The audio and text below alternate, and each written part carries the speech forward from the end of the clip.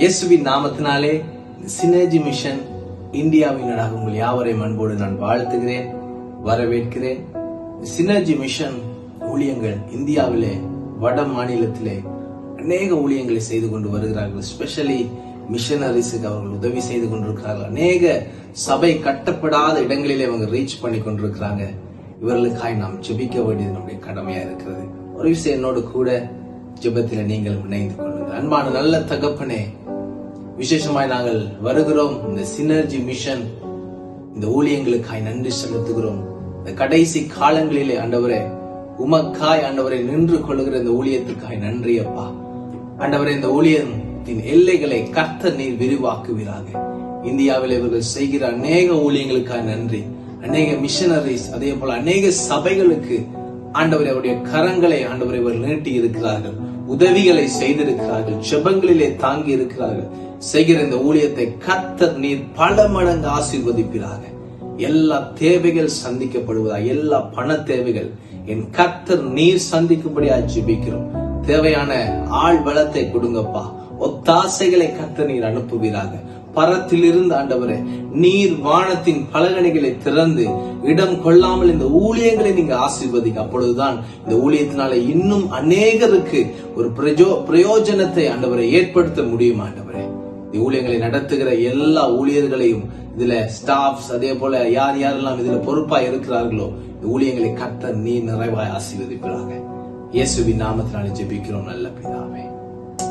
ஆமென். ஆமென்.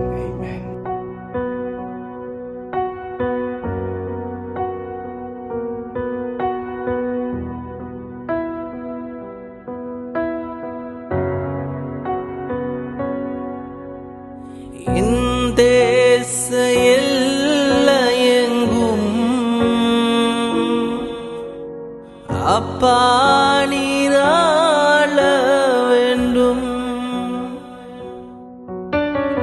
இந்த தேச எல்லையெங்கும் அப்பா நீராள வேண்டும்.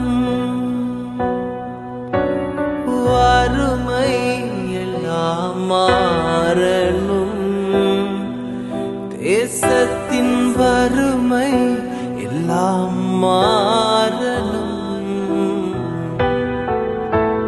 வன்முறையெல்லாம் ஒழியணும், வன்முறையெல்லாம் ஒழியணும்.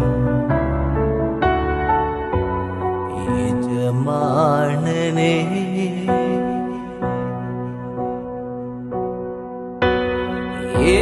எஜமானனே,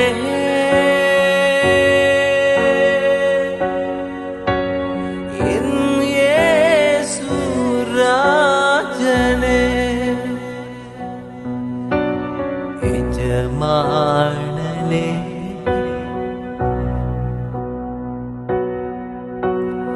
என் இயேசு ராஜனே, எண்ணமெல்லாம் என் ஏக்கமெல்லாம் உம் சித்தம் செய்வதுதானே. என் எண்ணமெல்லாம் என் ஏக்கமெல்லாம் உம் சித்தம் செய்வதுதானே.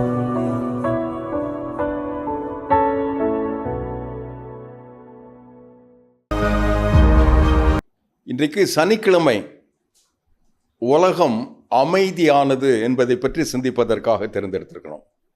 சனி அமைதி சனி, உலகத்தையே அமைதியாக்கிய ஒரு சனி. வசனத்தை வாசிக்கிறேன். இயேசு மறுபடியும் மகா சத்தமாய் கூப்பிட்டு, மத்திய 27:50, ஆவியை விட்டார். ஆவியை ஆண்டவரின் திருத்திட்டத்தில் பெற்றுக்கொண்ட அவருடைய மகன் அவருடைய உள்ளார்ந்த உணர்வில் கடவுளின் திட்டத்தை ஏற்றவாறு ஆவியை தன்னுடைய பிதாவின் கரத்திலே தந்த போது வசனம் கூறுகிறது 51, தேவாலயத்தின் திரைச்சீலை மேல் தொடங்கி கீழ் வரைக்கும் இரண்டாக கிழிந்தது, பூமி அதிர்ந்தது, கன்மலைகள் பிளந்தது, கல்லறைகள் திறந்தது, நித்திரை அடைந்திருந்த அநேக பரிசுத்தவான்களுடைய சரங்கள் எழுந்தது. அவர் விழித்திருந்த பின்பு அவர்கள் கல்லறைகளை விட்டு புறப்பட்டு பரிசுத்த நகரத்தில் பிரவேசித்து அநேகருக்காக காணப்பட்டார்கள் என்றெல்லாம் சொல்லிய அந்த நிகழ்வுக்கு பிறகு மத்தேயு என்பார் சனிக்கிழமை எப்படி இருந்தது என்பதை போதிக்கிறார். 100க்கு அதிபதியும் அவனோடு கூட இருந்த இயேசுவை காவல் காத்திருந்தவர்களும் பூமி அதிர்ச்சியையும்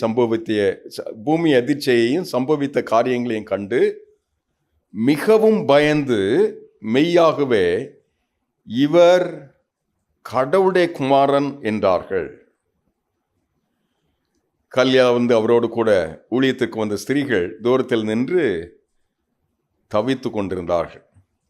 மகிதலான மரியாள், யாக்கோபுக்கு யோசேப்புக்கும் தாயாக்கிய மரியாள், செபதேயுவின் குமாருடைய தாய் எல்லாம் தூரமாக நின்று கொண்டிருக்கிறார்கள்.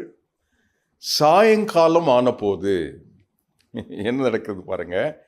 இயேசுவுக்கு சீஷனும் ஐஸ்வர்யவானுமாய் இருந்த யோசேப்பு என்னும் பெயர் கொண்ட அரிமத்தேயா ஊரானாகிய ஒரு மனுஷன் இருந்தான். அவனுக்கு டைரக்டா பிலாத்து இடத்துல, அன்றைய அரசனிடத்துல தொடர்பு இருந்ததுனால நேரடியாக போய் இயேசுவின் சரீரத்தை தான் கையாள்வதற்காக அனுமதிக்க வேண்டும் என்று அவருக்கு கனம் கொடுக்க, அவருக்கு கண்ணியம் பண்ண, சுகந்த வர்க்கம் கொண்டு அவரை அடக்கம் செய்வதற்காக அவன் வேண்டிக் கொண்டதை பிலாத்து தருவதற்காக கட்டளையிட்டதாக வேதவசனம் கூறுகிறது. ஒரு நிமிஷம், இந்த நிகழ்வுகளுக்கு மத்தியில் உலகமெங்கும் நீதி நியாயம் வீழ்ச்சி அடைந்ததோ?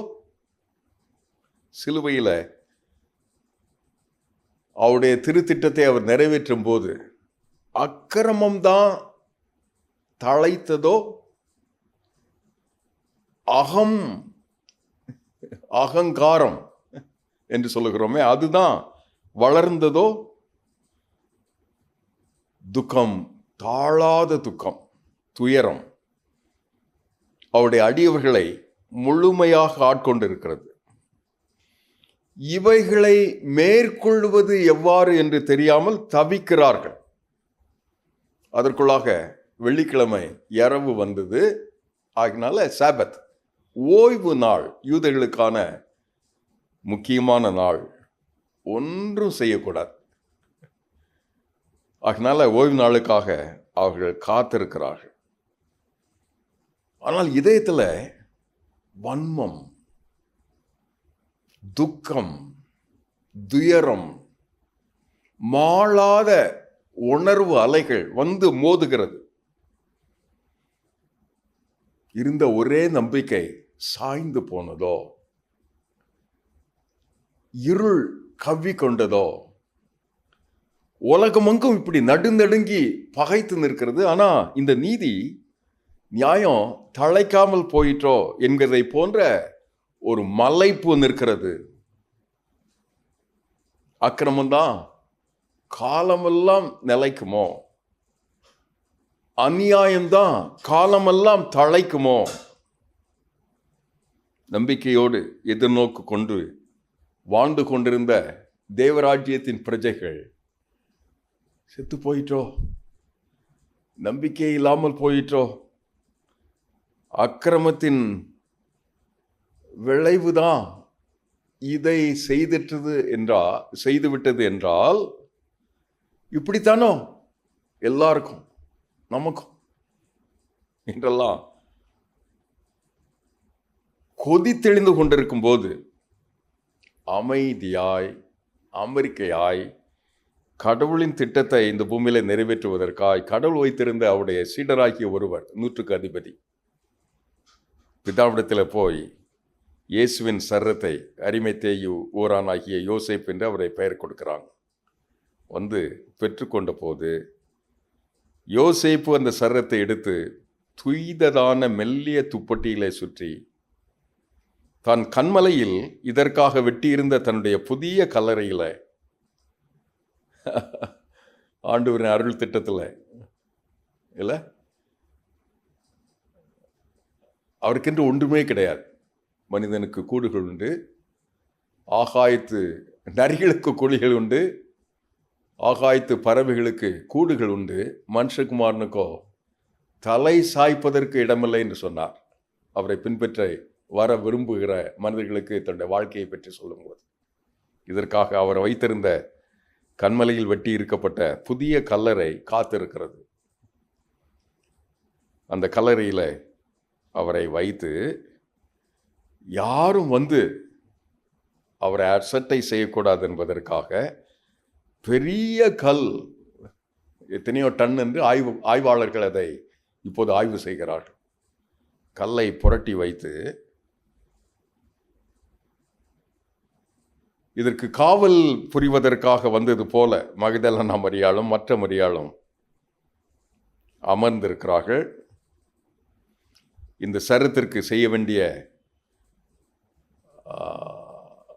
உயரிய மதிப்பீடுகளை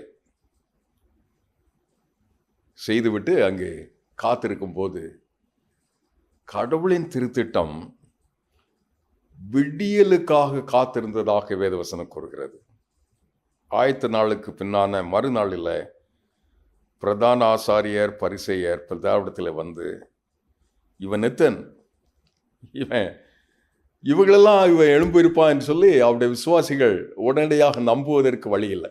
பயத்தினாலேயும் கலக்கத்தினாலேயும் சூழலிலே நடைபெற்ற குழப்பத்தினாலேயும் பூமி அதிர்ச்சி, கண்மலை பிளந்தது, உயிரோடு கூட எழுந்ததெல்லாம் மிக மிக புரியாத புதிர்களாக இருந்ததுனால, பயந்து நடுங்கி கொண்டிருப்பதனால பிலாத்து நோக்கி அங்கிருந்த அந்த பிரதான ஆசாரிகள் பரிசேயர்கள் வந்து, அவன் எத்தன் 3 நாளைக்கு பின்பு எழுந்திருப்பான் என்று சொன்னான். அவனை போர் சேவர்கள் வைத்து காவல் புரியணும் என்று சொல்லி அவர்களை நன்றாக சீல் வைத்து, இரவு பகலாக சென்றி வைத்து, காவல்காரர்களை வைத்து கல்லறையை பத்திரப்படுத்த கட்டளை பெற்றார்கள். உங்களுக்கு காவல் சேவர்கள் உண்டே, உங்களால் கூடிய மட்டும் இதை பத்திரப்படுத்திக் கொள்ளுங்கள் என்று கட்டளை பெற்று கல்லுக்கு முத்திரை போட்டு காவல் வைத்து கல்லறையை பத்திரப்படுத்தினார்கள். நீதி இல்லாமல் போயிற்று, நியாயம் தவிடு பொடியாயிற்று, வீழ்ந்தது உண்மை என்கிற அமைதியின் வழியாய் உலகமெங்கும் இன்னும் கடவுளின் திட்டத்திற்காக, விடியலுக்காக கடவுளின் சிருஷ்டிகள் காத்திருக்கிறார்கள். கீழ்வானம் சிவக்கப் போகிறது, கடவுளின் திருத்திட்டம் நிறைவேறப் போகிறது. யூத பின்னணியத்தில் 118வது சங்கீதத்தை இந்த புராதன கிறிஸ்தவர்கள், ஆஸ்தடாக் கிறிஸ்தவர்கள் இன்றைக்கும் இந்த சாட்டர்டே என்று வாசிப்பார்கள். திருச்சபையில் இந்த தினம்தான் ஏழைகளுக்கென்று உணவு தருவார்கள். அப்படி எத்தனையோ செய்து இந்த கீழ்வானம் சிவப்பதற்காக, விடியலுக்காக காத்திருக்கிற கடவுளுடைய பிள்ளைகள் தம்முடைய திருத்திட்டத்தை இந்த பூமியில நிறைவேற்றுவதற்காக கடவுள் இதை அனுமதிக்கிறார்.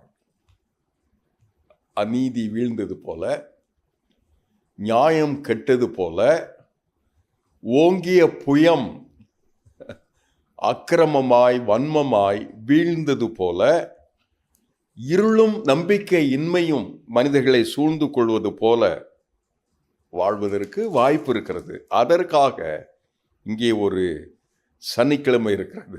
118வது சங்கீதத்தை கர்த்தரை துதியுங்கள் என்கிற அந்த அழகான வசனத்தை சொல்லிட்டு, நெருக்கத்திலே கர்த்தரை நோக்கி கூப்பிட்டேன், கர்த்தர் எனக்கு கேட்டலி விசாலத்தில் வைத்திருக்கிறார். எல்லா ஜாதியாரும் என்னை வளைந்து கொள்கிறார்கள், கர்த்தருடைய நாமத்தினால் அவர்களை சங்கரிப்பேன்.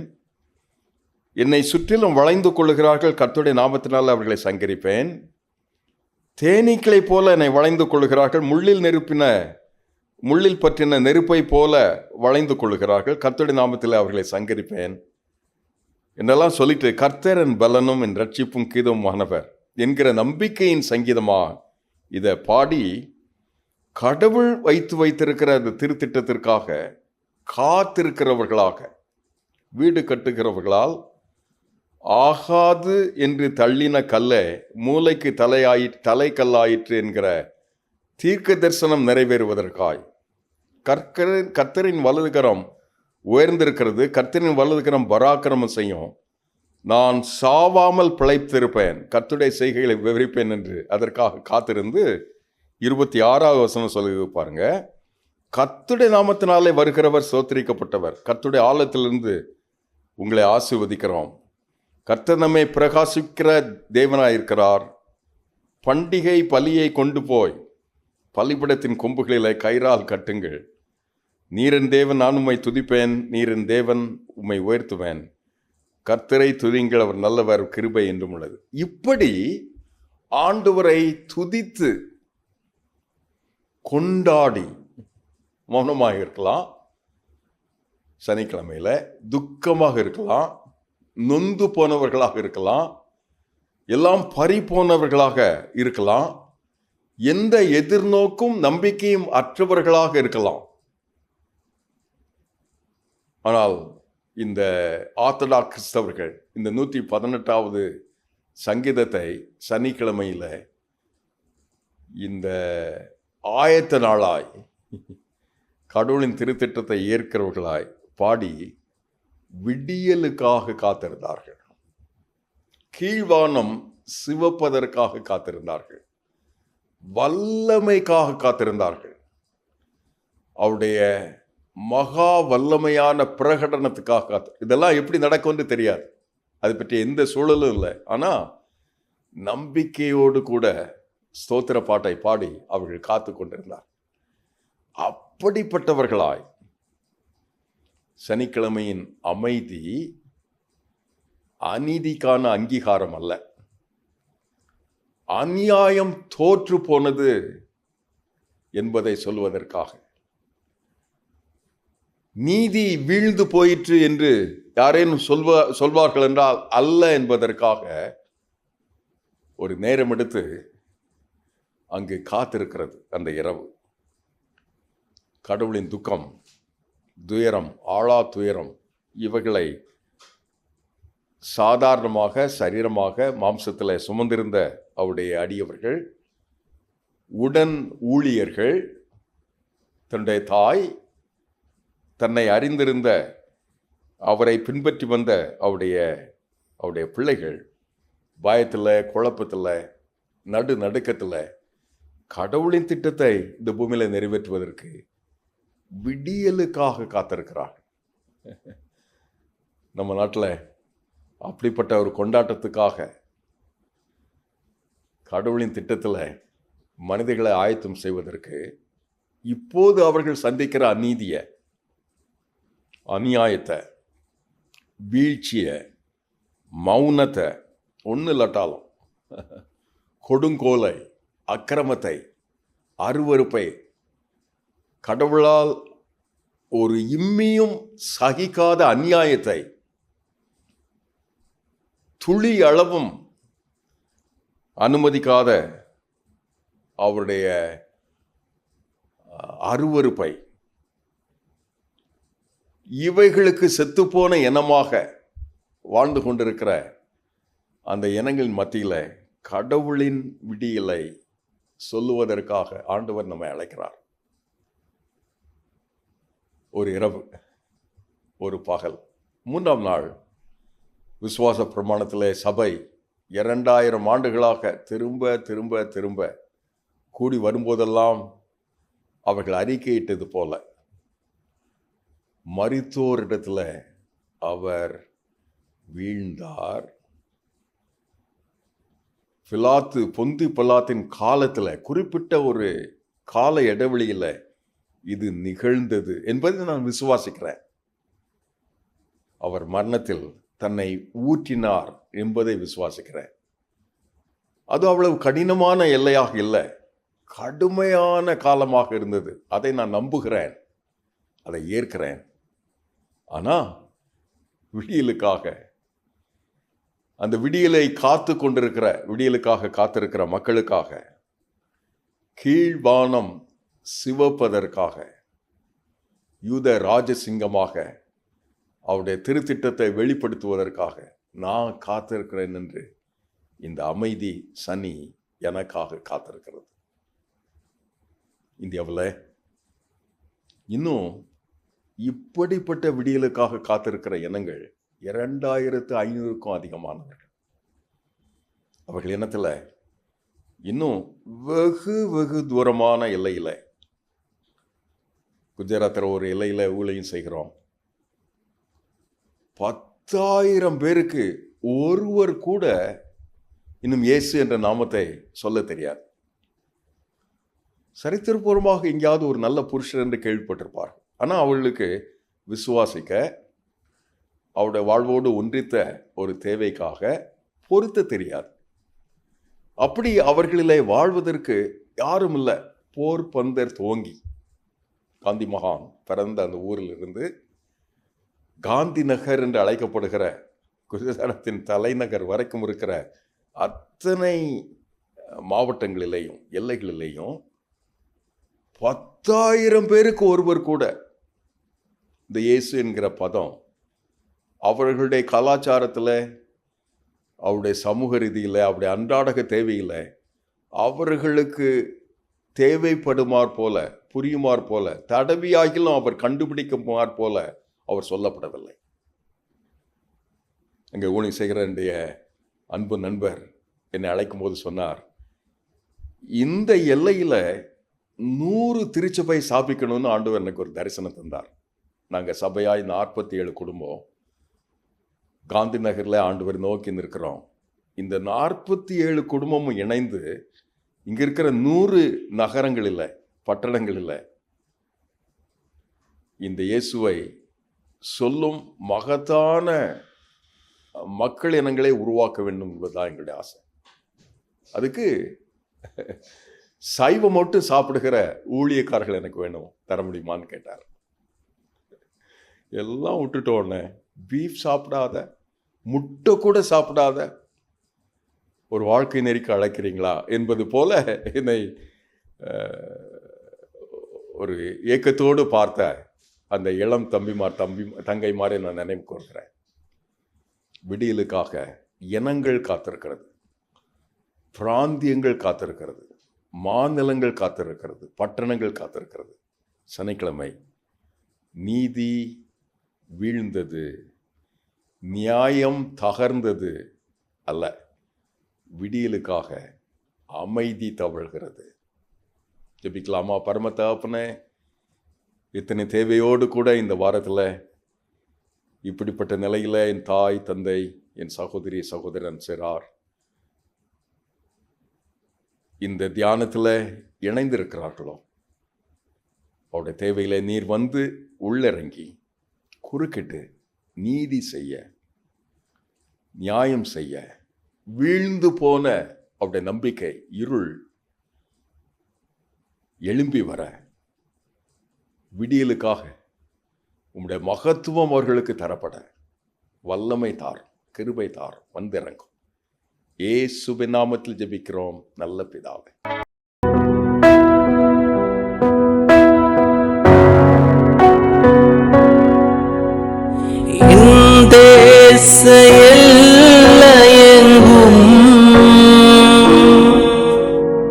அப்பா நீராள வேண்டும், இந்த எல்லையெங்கும் அப்பா நீராள வேண்டும். வறுமை எல்லாம் மாறணும், தேசத்தின் வறுமை எல்லாம் மாறணும், வன்முறையெல்லாம் ஒழியணும்,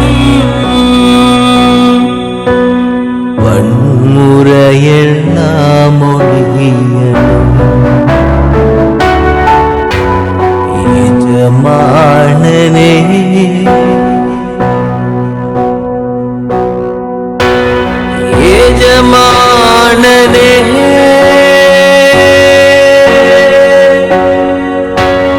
என் இயேசு ராஜனே எஜமானனே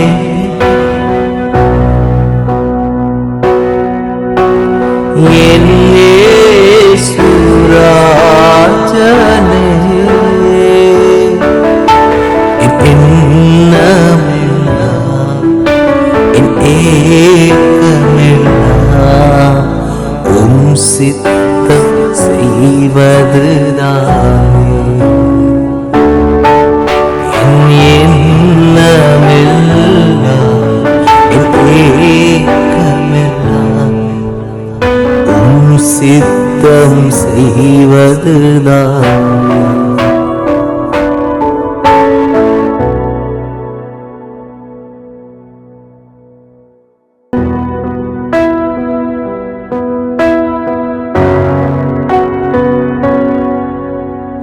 என் தேசைய